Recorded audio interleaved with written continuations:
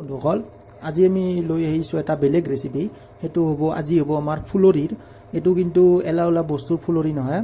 এটো হ'ব আমাৰ জেকেট থকা ফুলৰ ফুলৰি যেটো জেকেট থকা ফুল মানে হৈছে এটো আমাৰ এই এক হাত লম্বা কলডিলৰ ফুলৰি কলডিল মানে হৈছে কি আমাৰ কল ফুল বহুতে বুজি নাপাব পাৰে ইয়াক বনোৱাৰ কাৰণে প্ৰথমতে আমি এনেকৈ ল'ব লাগিব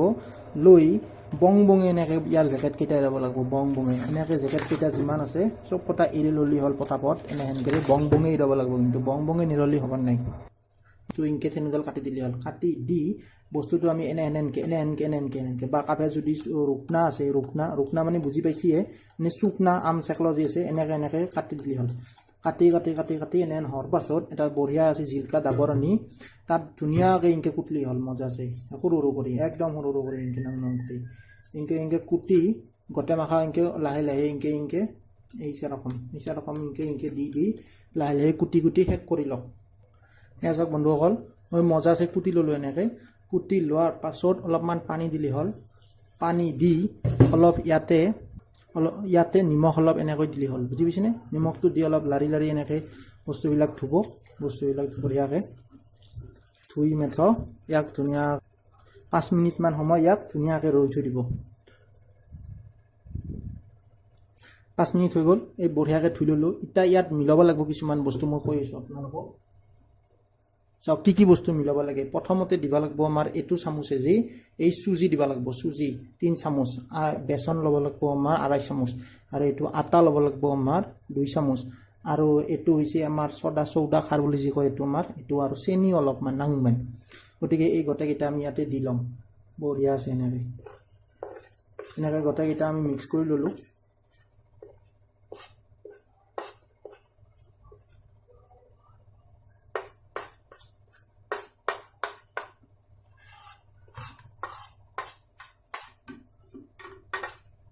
চাওক গোটেই মাখা আমি মিক্স কৰিলে এতিয়া আমি সানি ল'লি হ'ল এনেকৈ বঢ়িয়াকৈ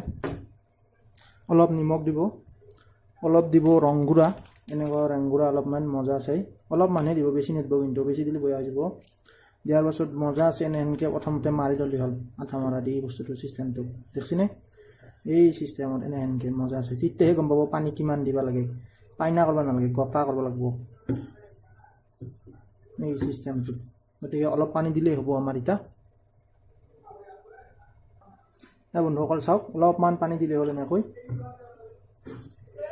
পানী দি ধুনীয়াকৈ মাৰি ল'ব এনেহেনকৈ সুন্দৰকৈ বস্তুটো মাৰি লোৱাৰ পাছত এই বস্তুটো এতিয়া এখনকৈ পিঠা কৰিব লাগিব এনেহেনকৈ আনি মিঠো এনেহেনকৈ লৈ এনেহেনকৈ দি বঢ়িয়াকৈ এনেহেনকৈ দেখিছে না এই চিষ্টেমত এখনকৈ থ'ব লাগিব ইয়াতে গোটেইকেইখন কৰি ল'ব গতিকে চাওক ধুনীয়াকৈ এনেকৈ মোৰ নিচিনা কৰি ল'ব লাগিব বস্তুটো কৰি লৈ এতিয়া গেছটো জ্বলাব লাগিব মই সিদিনা কৈছোঁ নহয় আপোনালোকক টাইম নষ্ট নকৰিব গেছটো দিলোঁ জ্বলে আমি গতিকে এইবাৰ তেল দি ল'লে হ'ল আমাৰ এনেকৈ তেল লগাখিনি আপোনালোকে দিব নালগাখিনি নিদিব এই তেল